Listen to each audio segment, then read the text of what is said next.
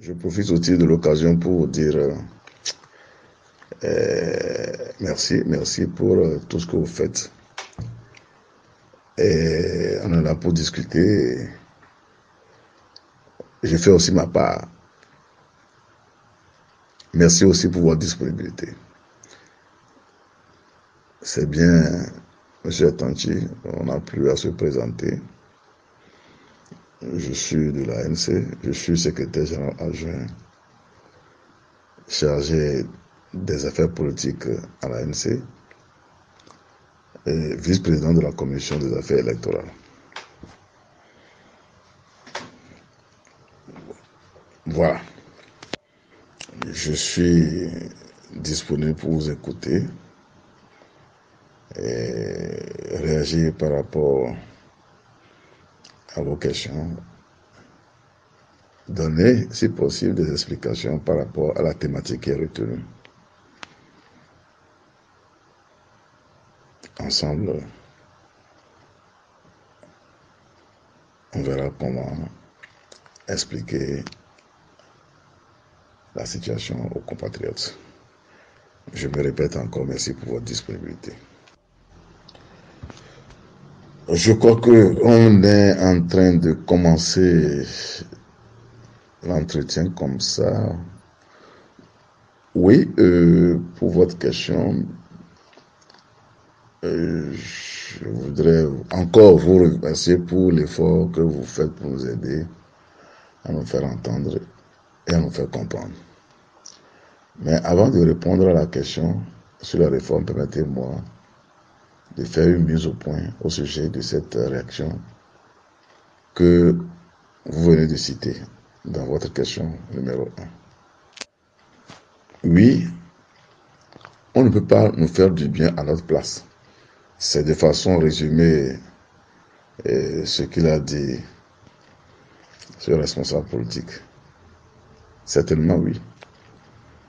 Nous n'avons pas la même conviction politique, telle que les choses se passent dans le pays.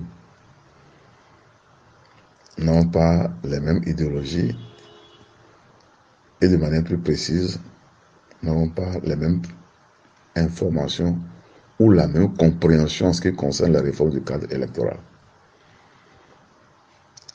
Ni de la procédure pour y aboutir, ni du contenu.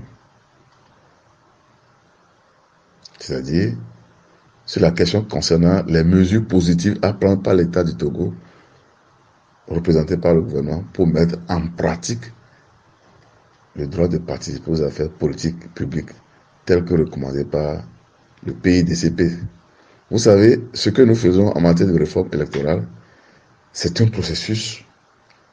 J'allais même dire que ça fait partie du droit international en matière électorale. Parce que ces dispositions qui sont prévues et protégées par le PIDC, j'allais dire le PIDCP, c'est-à-dire le Pacte international relatif aux droits civils et politiques, et auquel l'État du Togo a souscrit. On ne peut pas non plus oublier la constitution togolaise qui a repris ces éléments-là.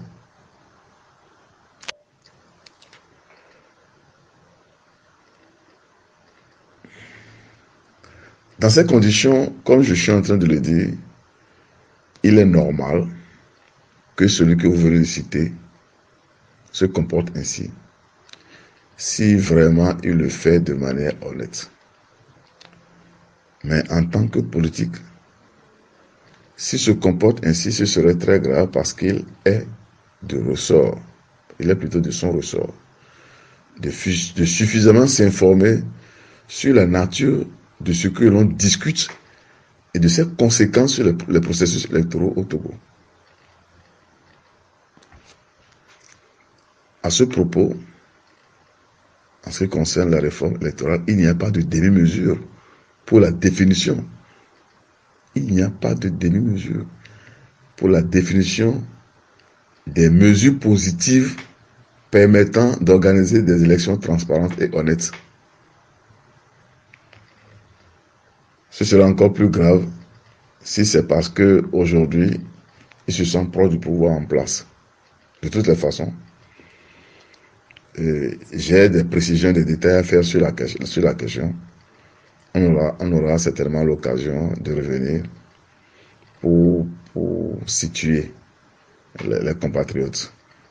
Parce qu'en réalité, tel que les gens le disent, c'est comme si les réformes électorales, c'est un truc qui doit être fait selon le consentement des politiques. Et on accepte ceci, on n'accepte pas cela, alors que c'est des clauses qui partent depuis le droit international jusque-là. Je dis, je reviendrai. On n'a pas le temps de le faire aujourd'hui. Maintenant, revenons à votre question. Vous dites, les gens disent, ou bien, comme les gens pensent qu'il y a eu des avancées sur la réforme du cadre électoral et de la gestion des élections. C'est ce que vous dites. Certains parlent même de grandes avancées. Certains parlent même de grandes avancées. Évidemment, ils ne savent pas de quoi on parle. Vous savez, depuis combien d'années nous nous battons dans ce pays pour les réformes du cadre électoral?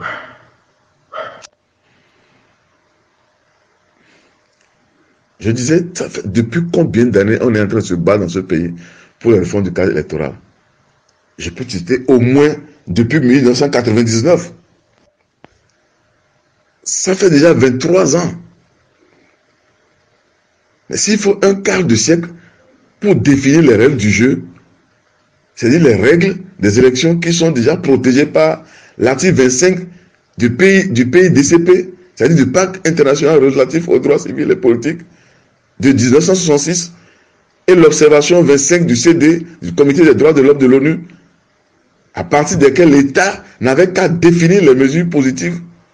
Cela veut dire qu'au Togo, nous avons des problèmes. Nous avons de sérieux problèmes. Donc, ceux qui parlent d'avancée doivent savoir qu'ils ignorent les questions de développement. Donc, je disais, pour démarrer le développement, on dit, vous avez 100 mètres à parcourir, 100 mètres à faire. 1 mètre pour une bonne réforme électorale qui prenne en compte les normes internationales. Donc, 100 mètres font 100 réformes pour les élections démocratiques. Aujourd'hui, par exemple, il a fallu 25 ans, je dis bien 25 ans, pour faire une réforme qui tienne compte des normes internationales. Il a fallu 25 ans, environ 25 ans, pour faire une réforme qui tienne compte des normes internationales. Donc, pour faire les 100 mètres là, si on a fait 25 ans pour faire 1 mètre, donc pour faire les 100 mètres, avant d'aboutir et de démarrer le développement, il nous faut 2500 ans. 2500. Voilà l'avancée dont parlent les gens. Il faut 2500 années pour tenir les réformes pour des élections démocratiques avant de démarrer le développement. Voilà l'illustration que moi j'ai voulu faire pour que les gens comprennent de quoi il est question. Ceux qui parlent de grandes avancées, il faut attendre 25 ans pour faire une réforme. Et dire, bon, on a fait de grandes avancées, attendons encore 25 ans pour mettre encore un pas en avant. Voilà ce que moi je comprends par rapport à ce que les gens disent. C'est pourquoi je dis, ou bien les gens ne savent pas de quoi on parle. Ou bien ils ne savent pas de quoi on parle. Si vraiment ils savent de quoi on parle, ils ne peuvent pas dire qu'il y a de grandes avancées. C'est ça la question. De manière honnête, ce que je retiens de ces conclusions publiées par la CNAP et des lois votées tout récemment à l'Assemblée nationale, sur les 52 points publiés, en réalité, il y a le statut de l'opposition qui n'avait pas été comptabilisé dans leur rapport, dans leur conclusion. Donc, en réalité, ça fait 52 points, non 51. Donc, sur les 52 points publiés relevant de la conclusion de la CNAP, seul le point sur la nouvelle reprise générale, je dis bien la nouvelle reprise générale du recensement électoral national biométrique est le point que je crois être celui qui est retenu sur la centaine de propositions détaillées identifiées par l'ANC. C'est-à-dire, c'est le recensement qui doit être repris de bout en bout. C'est le seul point là que moi, je pense, qui est réalisé, qui est retenu sur la centaine de points que l'ANC a identifiés et sur lesquels elle a pensé discuter. Encore, je vous rappelle que nous avons discuté sur une partie des points retenus par l'ANC. La seconde partie n'a pas été abordée parce que le dialogue a été clôturé de manière précipitée. Vous vous souvenez? Je disais que la loi électorale, c'est-à-dire le code électoral que nous avons au Togo, depuis plusieurs années, a toujours énoncé en début, et aujourd'hui la loi électorale en vigueur l'a énoncé à son article 4, qui dit la CENI, c'est-à-dire l'organe de gestion des élections au Togo, c'est ça que nous appelons la CENI, est une autorité administrative indépendante. Cela veut dire que cet article est en étroite évolue dans le sens, c'est-à-dire dans l'option d'organisme de gestion des élections choisi par la classe politique togolaise. Et jusqu'à aujourd'hui, la classe politique togolaise n'a jamais démenti, n'est jamais revenu sur cette position d'avoir comme commission électorale une commission électorale indépendante. C'est pourquoi nous disons, attention, là où le bas blesse, ce qui est encore grave, c'est que après l'avoir inséré dans la loi électorale, à partir de l'article 5 et 6, non, l'article 6 plutôt, l'article 6 de cette même loi électorale en vigueur, le gouvernement commence par violer l'article 4 qui énonce que la CENI est une commission électorale indépendante. L'article 6 et l'article 11, je crois. C'est pourquoi nous disons qu'on doit rendre la commission électorale, l'organisation électorale du Togo, on doit la rendre indépendante de bout en bout. C'est-à-dire qu'à partir de l'article 6, ils intègrent, ils associent le ministère de l'administration territoriale dans la gestion des élections. L'article 6 et l'article 11. On ne peut pas énoncer déjà en début de la loi que la commission électorale est indépendante, est une autorité administrative indépendante, et dans la même loi, on implique le ministère de l'administration électorale dans la gestion du processus. Vous voyez? C'est ça qui est grave. Déjà à partir de... Vous ne pouvez pas mettre sur pied une structure chargée des élections qui doit faire la vie du pays, la paix, le développement, et que cette structure ne soit pas constitutionnalisée. On laisse cette structure-là à la disposition d'un ministre, qu'il soit de l'administration territoriale ou pas, et chaque année, il a la liberté, la latitude de manipuler cette institution autant qu'il voudra. Parce qu'on nous dira que la CENI n'est pas constitutionnalisée. Et c'est ce qui se passe. On ne veut jamais mettre la CENI dans un cadre. Qu'est-ce que je dis? Il s'agit même de cadre. Dans un mandat. On ne veut pas mettre la CENI dans un mandat comme la Cour constitutionnelle, comme la Hague, etc. pour que la CENI puisse travailler correctement. On préfère lui donner un mandat d'1 an, parce que quand vous allez bien faire, on peut vous reconduire. Quand vous n'allez pas bien faire, on va vous sanctionner.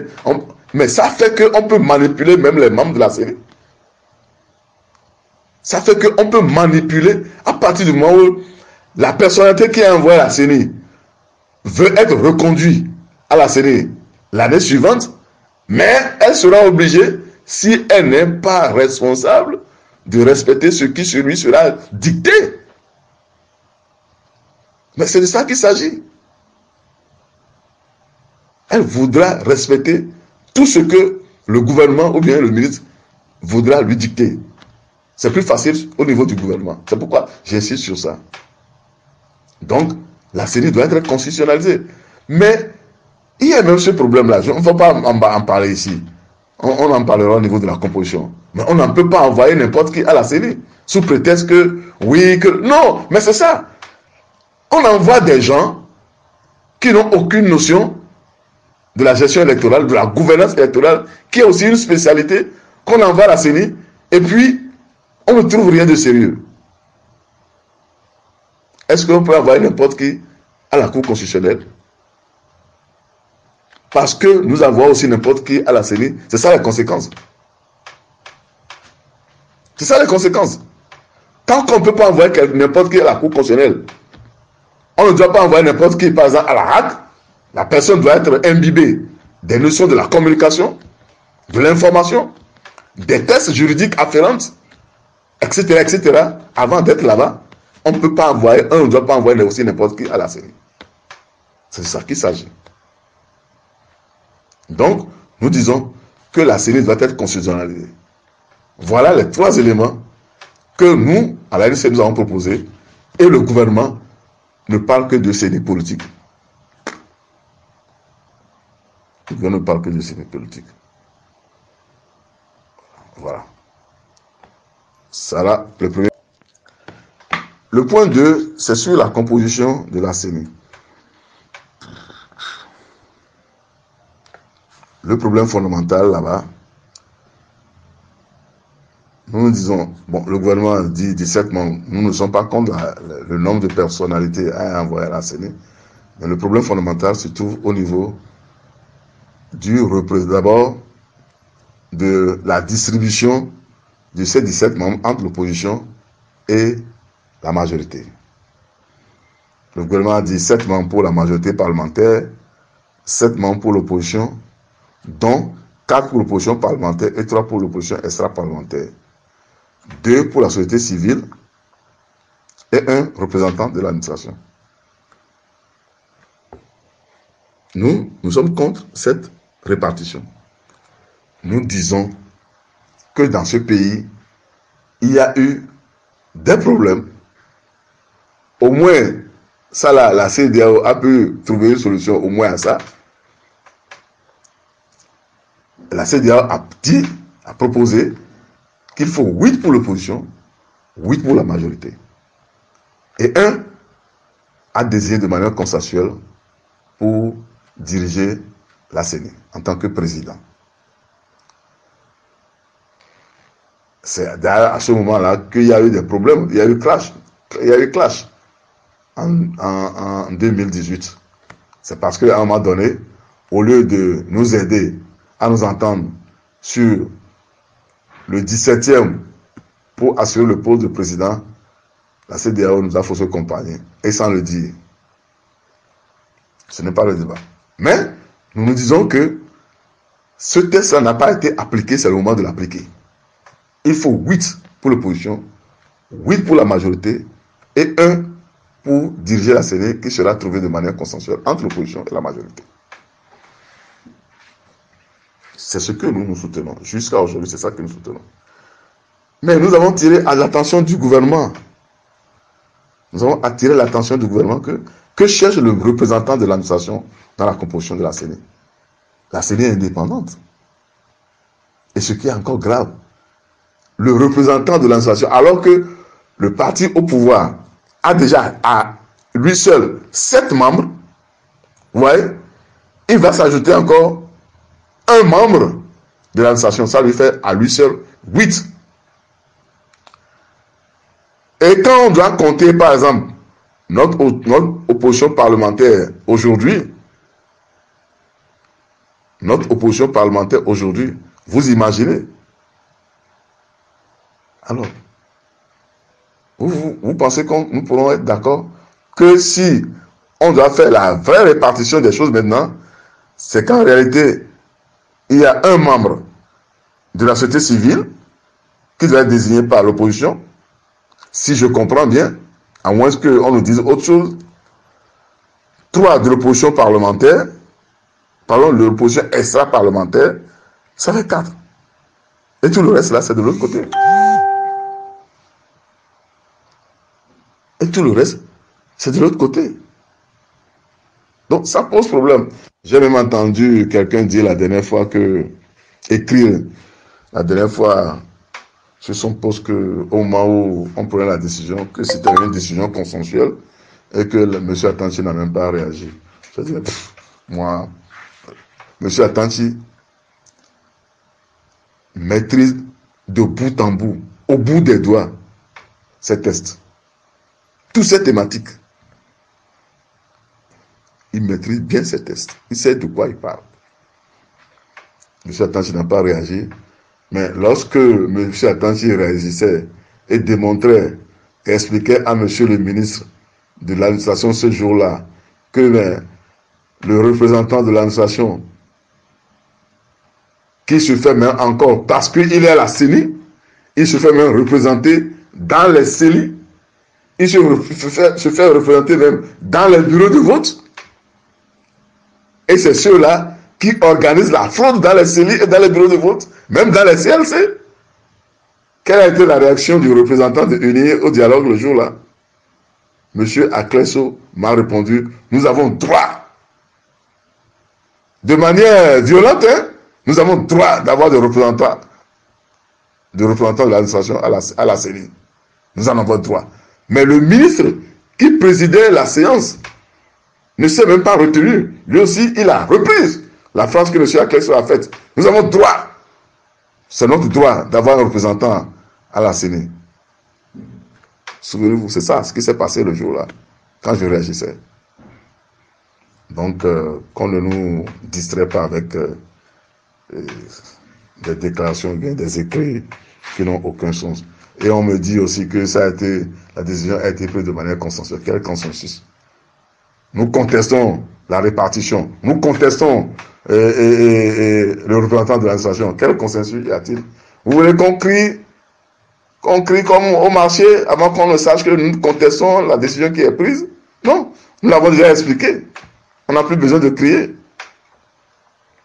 Donc, en ce qui concerne comment on appelle ça, la composition de la CENI, je me résume pour dire que nous contestons la composition telle que le ministre ou bien le gouvernement l'a retenue. Nous disons qu'il faut revenir à la composition qui a été faite par la CEDEAO. 8 plus 8. 8 de l'opposition, 8 de la majorité et un président qui sera désigné de manière consensuelle par l'ensemble de l'opposition et de la majorité.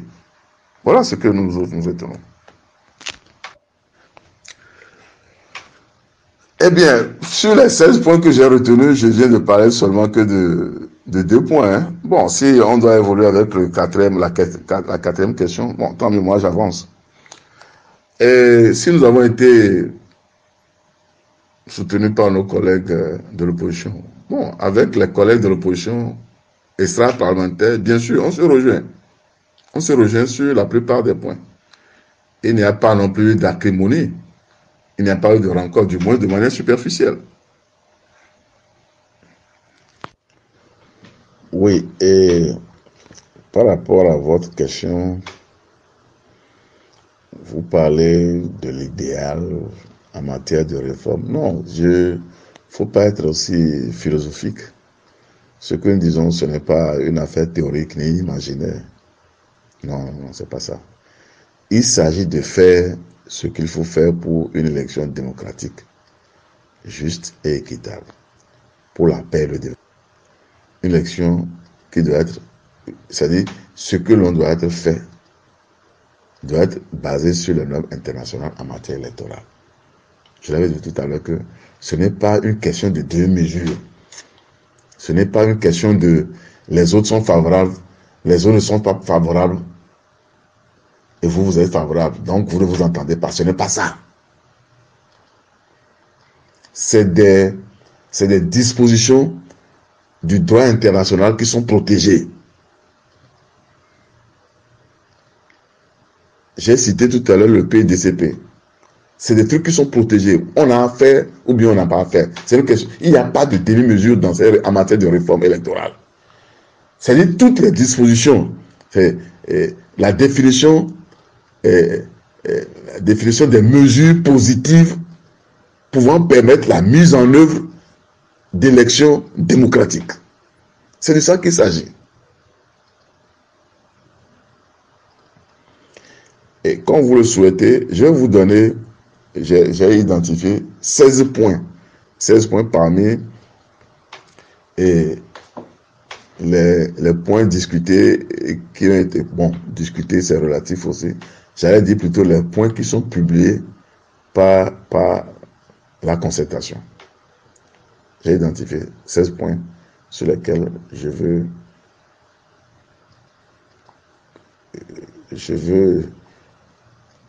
revenir pour préciser mes intentions. Quand on parle, par exemple, du type de CENI, la CENI, c'est l'organe qui est chargé d'organiser les élections. Nous parlons de quel type de CENI il s'agit. Nous avons dit à l'ANC qu'il nous faut une CENI politique, une CENI indépendante et constitutionnalisée. Le pouvoir en place dit qu'il faut une CENI politique. C'est là la contradiction entre nous. Et d'où vient la contradiction? C'est que depuis 1999, à l'accord 4 de Lomé, la classe politique togolaise a opté pour une CENI indépendante.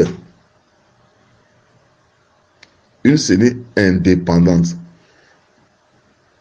Là, je suis obligé de donner quelques précisions sur la CENI indépendante.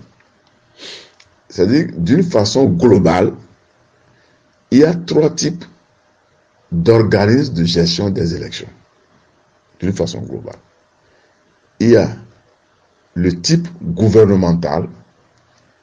C'est un organisme de gestion des élections qui est régenté par le gouvernement en place, qui peut confier à un de ses ministères. Dans certains pays, c'est le ministère chargé de l'Intérieur. Chez nous, par exemple, le ministère de l'administration territoriale. Dans certains pays, c'est peut-être le ministère chargé de la justice. Dans d'autres pays, c'est peut-être le ministère chargé de l'information. Vous voyez? Donc, le type gouvernemental, c'est un organisme de gestion qui est régenté par le gouvernement, le pouvoir en place. Il y a un autre type que nous appelons le type mixte.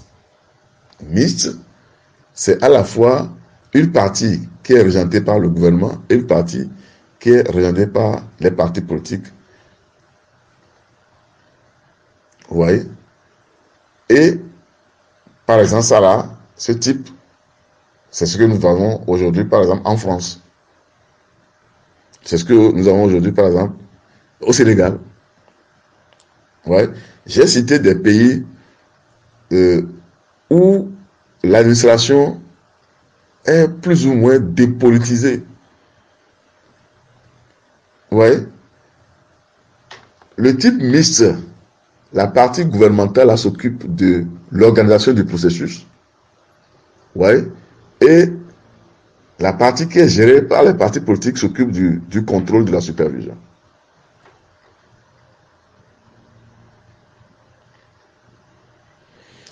Le troisième type de CENI, d'organisme de gestion des élections, c'est l'organisme indépendant. Indépendant des corps constitués, indépendant surtout du gouvernement et d'un ministère qui sera désigné pour organiser les élections. Chez nous au Togo, le ministère en charge des élections, c'est le ministère de l'administration territoriale. Donc, le type indépendant c'est ce type d'organisme des élections que les partis politiques togolais ont choisi comme organisme chargé d'organiser les élections au Togo. Et dans ces conditions, il doit être indépendant de tous les corps constitués, en particulier de l'exécutif.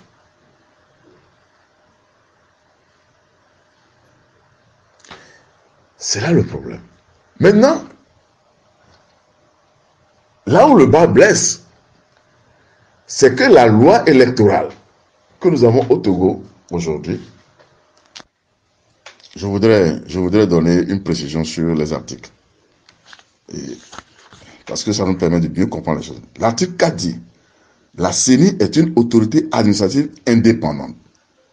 À ce titre, elle dispose des prérogatives de puissance publique.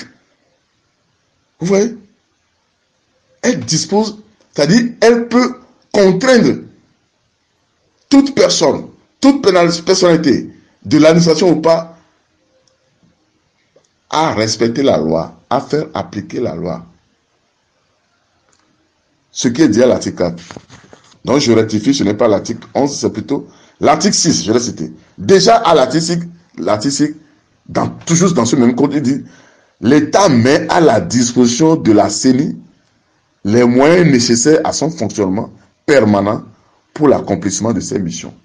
L'État met à la disposition de la CENI. Non, on ne peut pas dire que l'État met à la disposition. À partir du moment où la CENI est indépendante, l'État ne peut pas mettre à sa disposition. Cela veut dire que l'État vient dedans, il vient faire ce qu'il veut là.